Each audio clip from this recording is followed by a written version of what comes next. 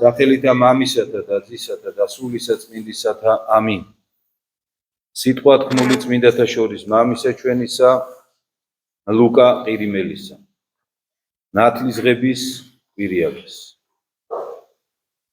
უდიდესი დღესასწაულების მწუხრზე იკითხება ეგრეთ წოდებული საწინასწარმეტყველოები, რომლებიც წარმოადგენს ძველი აღთქმიდან ამოკრებილ ნაწყვეტებს. მათში ძველი დროის მოვლენებია გადმოცემული, რომლებიც გვახსენებს და განგვიმარტავს კიდეც თუ რას დღესასწაულობს წმინდა ეკლესია მოცემულ დღეს.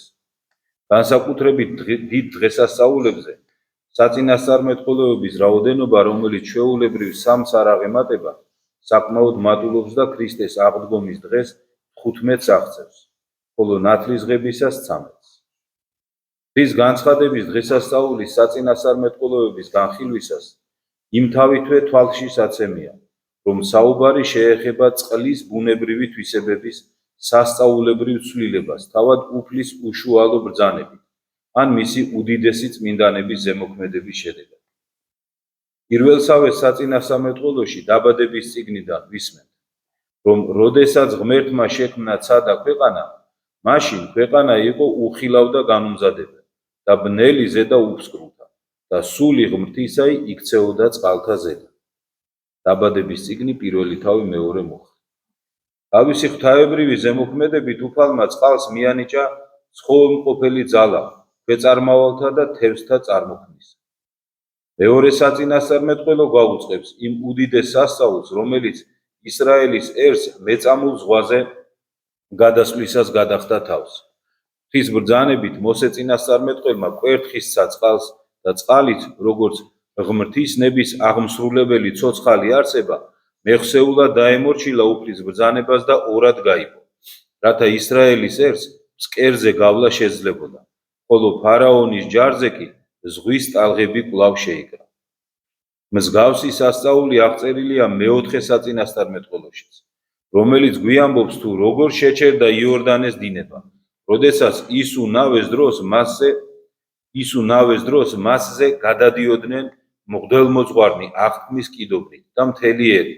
წყალი აქაც როგორც გონიერი არსება დაემორჩილა უფლის ბრძანებას. და არა მარტო ღმრთის უშუალო ბრძანებებს ემორჩილებოდა წყალი, რომელიც ადამიანებს ამაოდ მიაჩნდათ მკვდრად. წყალმა ზედმიწევნით შეიგრძნო სიწმინდე უდიდეს წინასწარმეტყველ ელიას ხალენისა, რომელიც გადაარტყა მას, რათა შეეჩერებინა თავისი დინება და ელიამ შეძლო წინასწარმეტყველ ელისესთან ერთად იორდანეს ფსკერის გავლით მეორე ნაპირზე გადასვლა, როგორც ამას მეხუთე საწინასწარმეტყველოში ვკითხულობ. და თუ რაოდენ დიდი იყო სიწმინდე ელიას ხალენისა, ვიცით ჩვენ იქიდან, რომ როდესაც ესროლა ის თავის მოწაფე ელისეს, მას სრულყოფილად გადაეცა წინასწარმეტყველებისა და სასწაულთ მოქმედების უნარი. მე-11 საწინასწარმეტყველოში ნაამბობია ელია წინასწარმეტყველის მსხვერპლის დაწვის განსაცვიფრებელი სასწაულის შესახებ, ბაალის ქურუმებთან მისი დაპირისპირების დროს. ცეცხლის ზეციდან გარდა მოხდა და დაწვა წინასწარმეტყველის მსხვერპლი, მისი მხურვალე ლოცვითა და სამსხვერპლოსა და მსხვერპლზე 12 სარწყულიდან წყლის სხურებით. და სამებისა და ღმერთკაც მესამე საწინასწარმეტყველში ვისმენთ, თუ როგორ უეცრად იქცა მწარე წყალი მერანისა ტკბილად, როდესაც მოსე წინასწარმეტყველმა უფლის ბრძანებით მასში ძელი ჩააგდო. მე-12 საწინასწარმეტყველოში ვკითხულობთ, როგორ შეიცვალა იერიქონის წყლის დამღუპველი და მავნებელი თვისება, როდესაც ელისე წინასწარმეტყველმა მასში ნაკურთხი მარილი ჩაყარა. მე-6 საწინასწარმეტყველო მოგვითხრობს ასურასტანის მეფის ერისთავის, ნემანის ულმობელი კეთროვნებისაგან უეცარი განკურნების შესახებ, რომელმაც ელისე წინასწარმეტყველის ბრძანებით 7 გზის იბანა იორდანეში. განა ეს არ არის დიდი წმინდანისა და წინასწარმეტყველის ლოცვის უზარმაზარი ძალაუფლება წყლის სტიქიაზე. რისთვის გესაუბრებოდით ამდენს და გადმოგცემდით ნათლისღების დღესასწაულის საწინასწარმეტყველოთა საკითხავებს, წყლის თვისებების გასაოცარ ცვლილებებს, რაც ღვთის ბრძანებითა და წმინდათა ლოცვით ხდებოდა. რა თქმა უნდა, იმისათვის, რომ პასუხი გავცეთ რთულ შეკითხვას იორდანეს წყლებში იოანეს მიერ უფალ იესო ქრისტეს ნათლისღების მიზნების შესახებ. გასულ წლებში მე გიყვებოდით იმაზე, რომ თავად დიდი ნათლისმცემელი იოანეც გაკვირვებული იყო ღმრთის არიგის სურვილით, მისგან მონათლულიყო. ბევრი გესაუბრეთ მაცხოვრის სიღრმისეულ პასუხთან დაკავშირებით გაოცებული იოანეს შეკითხვაზე. აცადეაც, რამე თუ ესრე ჩვენ და აღსრულებად ყოველი სიმართლე. უფლის ნათლისღების დიდი დღესასწაულის საწინასწარმეტყველოებს მივყავართ უფალ იესო ქრისტეს ნათლისღების მიზნის სხვა გაგებამდეც. თავისი შთაფლით იორდანეს წყლებში მან განსწმინდა ისინი და მისცა სასწაულთმოქმედი ძალა ნათლისღების უდიდესი საიდუმლოს აღსრულების. სამგზის შთაფლით წყალში, რომელიც განწმენდილია მხურვალე ლოცვებითა და ჯვრის ნიშნით, შემდგომ წმინდა ზეთისხებით, მონათლული განთავისუფლდება პირველქმნილი ადამიანისეული ცოდვისაგან და ყველა საკუთარი ცოდვისაგანაც და საბანელიდან წმინდა და უბიწო ამოდის. წყალკურთხევა, რომელიც სრულდება ნათლისღების საიდუმლოს დროს, განსხვავდება როგორც წყალკურთხევის პარაკლის შესესრულებული წყლის განწმენდისაგან, ისე ღვთის განცხადების დღის დიდი წყალკურთხევისგანაც კი და ნათლისღების საიდუმლოს საკმაოდ მნიშვნელოვან ნაწილს შეადგენს. წყლის განწმენდისას მღვდელი გულმხურვალე ლოცვით მოუხმობს თავად უფალ იესო ქრისტეს, რომელმაც განსწმინდა იორდანეს წყალი თავისი ნათლისღებით და შესთხოვს, რათა განსმინდოს წყალიც ამ საბანელისა მოსანათლისათვის. მოკრძალებითა და თრთოლვით წარმოთქვამს მღვდელი ამ ლოცვას და ისე აღასრულებს უდიდეს საიდუმლოს, თან აზრით წარმოიდგენს უფალ იესო ქრისტეს ნათლისღებას იორდანეს წყალში. და ჩვენც, ყველა ქრისტიანმა, ღვთის განცხადების ამ წმინდა დღეს დიდი მოწიწებითა და შიშით აღმართოთ და აღვამაღლოთ ჩვენი გულები ღმრთისაკენ, რომელმაც მხოლოდ ერთხელ უფლის ნათლისღების დღეს საგრძნობად განგვიცხადა უდიდესი საიდუმლო თავისი სამგვამოვნებისა. საკუთარი ყურით მოისმინეს ადამიანებმა იორდანეს ნაპირზე ხმა მამა ღმერთისა, რომელმაც თქვა, ესიარს ძე ჩემი საყვარელი, რომელი მე სათნო ვიყავ. საკუთარი თვალით ხედავდნენ ისინი მეორე პირს წმინდა სამებისა, ღმერთკაც იესოს, იორდანეს წყალში მდგომარეს. ხედავდნენ მესამე პირს წმინდა სამებისა, ყოვლადწმინდა სულს, ტრედის სახით, რომელიც ზეციდან დაეშვა და თავს დაადგა უფალ იესოს. ხოლო ადამიანთათვის გაცილებით იოლი იყო ერწმუნათ წმინდა სამებისა, როცა ხედავდნენ და უსმენდნენ მას, ვიდრე ერწმუნათ მხოლოდ მის შესახებ ქადაგებით.